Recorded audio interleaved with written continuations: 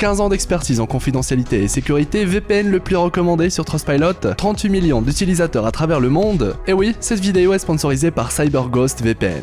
Un VPN, c'est un réseau virtuel privé, l'outil parfait pour vous protéger contre les dangers d'internet. Si tu veux masquer tes informations, te géolocaliser dans d'autres pays, ou profiter de contenus nouveaux avec du Netflix ou Disney+, par exemple, qui propose beaucoup plus de contenu qu'en France. J'utilise CyberGhost VPN depuis déjà 2 ans, surtout pour les films et les séries. Et dites-vous qu'actuellement, il est possible de voir Gardiens de la Galaxie 3 sur Disney+, alors qu'il ne sera disponible en France que dans plusieurs mois. Dites-vous que, et peu importe la plateforme, en comparaison avec d'autres pays, ce qu'on a c'est seulement 50% de ce qui est disponible dans le monde entier. CyberGhost VPN est disponible pour toutes les plateformes de Windows, Android, iOS, Smart TV et plus, où vous pourrez l'utiliser sur 7 appareils différents avec un seul compte. Et ça tombe bien, aujourd'hui c'est encore une fois un deal de folie que je vous apporte, puisque le lien en description vous permettra de profiter d'une offre spéciale, 83% de réduction, 2,03 € par mois et 4 mois gratuits. Et en plus, ça soutient mon travail. Et bien sûr, comme d'hab, vous avez 45 jours pour demander un remboursement, même si vous allez voir que c'est super utile.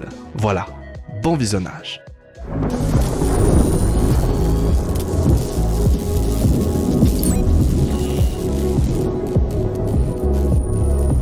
Bon, c'est quand même drôle de voir que le personnage de Thor ne plaît pas dans ses propres films. Par contre, quand c'est des films Avengers, il est juste incroyable. Thor 5 serait en développement chez Marvel Studios d'après plusieurs sources. Même Chris Hemsworth et Taika Waititi, l'acteur qui incarne Thor et réalisateur des 2 derniers films Thor, se sont prononcés concernant la suite et ce qu'ils ont en tête pour le 5e opus. L'occasion pour nous de reparler de Thor sur la chaîne, un personnage qui, on le sait déjà, a une grande importance dans la nouvelle saga Marvel, surtout depuis son pacte avec Éternité. Sortez vos costumes de super-héros, installez-vous confortablement et explosez le pouce bleu avec le gant de l'infini. Je suis HeroesF et aujourd'hui, on parle du nouveau film Thor 5 et de la vengeance des dieux.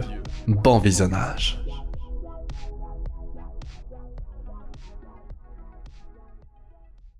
Le réalisateur de Thor Ragnarok et Thor Love and Thunder, Taika Waititi, s'est récemment prononcé autour de Thor 5, et on apprend pas mal de choses de l'une de ses interviews. Je cite: « Qu'est-ce qu'il reste à faire pour Thor ? Ça doit être quelque chose qui donne l'impression de poursuivre l'évolution du personnage, mais toujours avec cette touche amusante et en lui proposant encore et toujours des obstacles dignes de lui, des obstacles qu'il doit surmonter. Je ne pense pas qu'on puisse avoir un nouveau vilain plus faible que Hela, je pense que nous devons partir de là et ajouter un méchant plus formidable encore, plus redoutable. » Et ça révèle déjà beaucoup de choses, en plus de faire plaisir à pas mal de fans. On sait que Thor fait toujours partie de l'équation MCU, et qu'ils veulent continuer à nous proposer des aventures dignes du personnage, rien que la scène post-crédit de Thor 4 tease déjà la suite des péripéties. Maintenant, il faut dire que la suite de l'histoire de Thor comprend quelques problématiques. D'un point de vue lore, le personnage est aujourd'hui l'un des plus puissants, l'un des plus importants. Et le 4e film n'a fait qu'amplifier toutes ces choses, ce qui veut dire que l'échelle de puissance va encore monter d'un cran avec un 5e film. On nous parle déjà de faire plus fort que Hela, la sœur de Thor. Alors ok, dans Thor 4, Thor ne devient pas forcément plus puissant que ce qu'il avait montré dans Endgame, pas de nouveaux pouvoirs ou facultés. Par contre, le MCU a mis pas mal de choses de côté pour lui permettre de continuer son ascension. On va y revenir plus en détail, mais l'exemple de Love, sa fille adoptive, est très parlant. Thor est en lui-même un monstre de puissance, et son dernier film lui a donné l'opportunité d'avoir une fille tout aussi incroyable. Une fille adoptive qui possède des pouvoirs cosmiques, présumée fille d'éternité en personne. Rien que Thor et sa fille sont actuellement ce qu'il y a de plus puissant dans l'univers, et donc ce qu'il y a de plus dangereux. Et encore, sa fille est très jeune, pourtant elle est déjà capable de porter la Stormbreaker de Thor, arme divine que seuls des êtres très puissants peuvent manier. De plus, elle est digne de porter Mjolnir, d'après la scène finale de Love and Thunder. Là encore un sacré potentiel, alors qu'on parle d'un enfant, il s'agit clairement d'un être supérieur. Et vous commencez un peu à voir où je veux en venir quand je parle de problématiques. Le prochain grand vilain de Thor 5 doit être abusé en termes de puissance, sachant que même Thor va devenir lui aussi encore plus fort au fur et à mesure. Et j'ai un petit peu peur que l'échelle de puissance commence à s'élever plus qu'il ne le faut, car ça va forcément nuire aux autres super-héros de la saga. Aujourd'hui, rares sont les personnages qui peuvent rivaliser avec le dieu du tonnerre.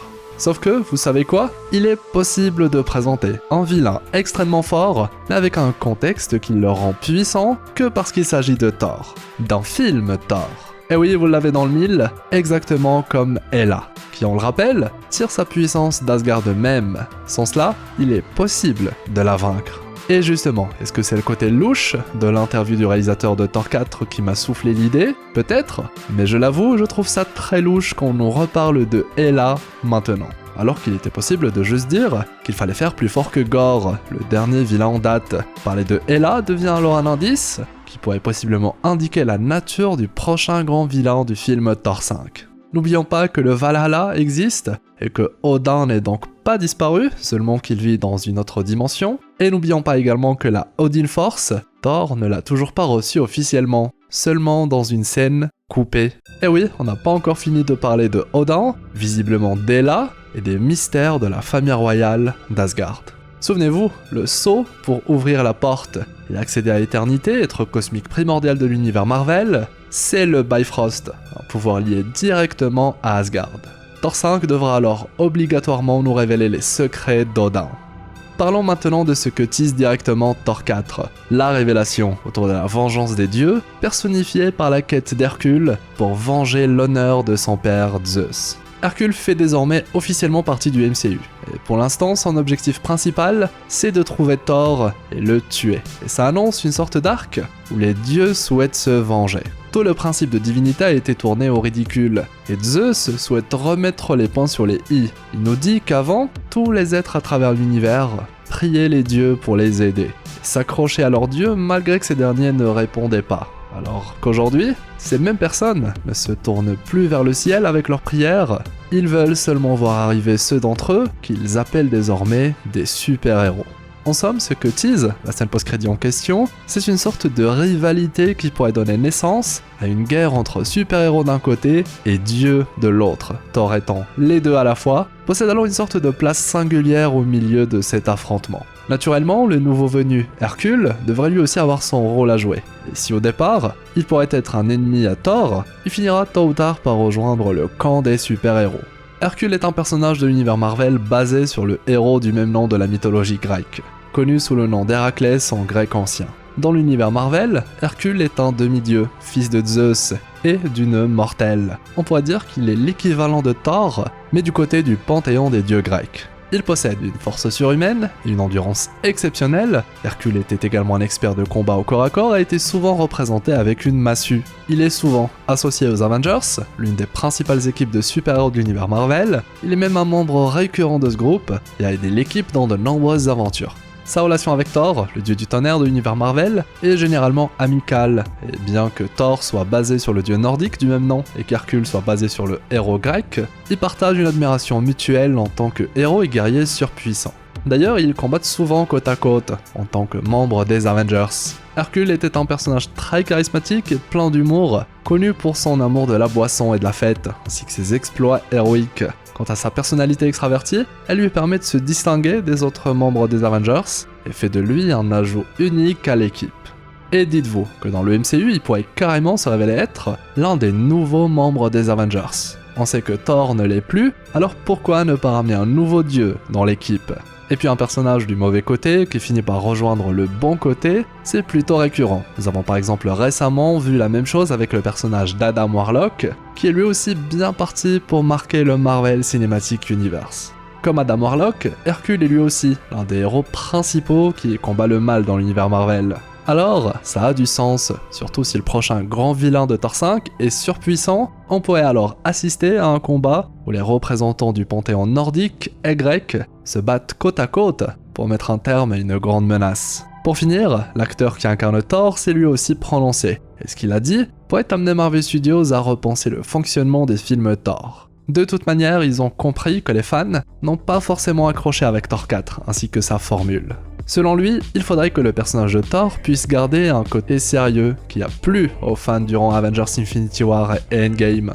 Et il serait vraiment déçu si dans le futur, les fans se désintéressent de son personnage suite à son côté très humoristique et bête, montré notamment dans Thor 4. En somme, il sous-entend qu'il aimerait refaire du Thor seulement si c'est pour raconter une vraie histoire, où Thor évolue et est poussé dans ses retranchements, le tout sous une intrigue très sérieuse. En bref, il ne veut pas que son personnage devienne un lourdeau, et nous aussi, Alors c'est cool de voir l'acteur de Thor et même le réalisateur admettre que la recette doit changer et qu'il faut une vraie histoire épique pour le retour de Thor au cinéma. Le vrai Thor qu'on connaît.